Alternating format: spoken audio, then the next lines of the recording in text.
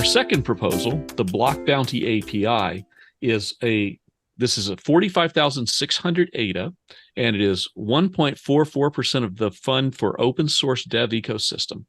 This particular proposal it's a sample sidechain application, and it has real world impact. So what we started this as was a tool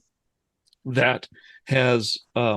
helped farmers get help on their farm, but we realized the same tool could be used across the ecosystem for the Cardano ecosystem for bounty type related tooling for whatever your project might need. So we've opened this tooling and allowed and we're building an API specification that would allow anyone to add a bounty to the front of their website, and they would be able to clear their bounties using a sidechain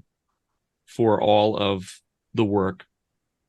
that they would do with the sidechain on the sidechain for any kind of bounty for whatever it is your community might need.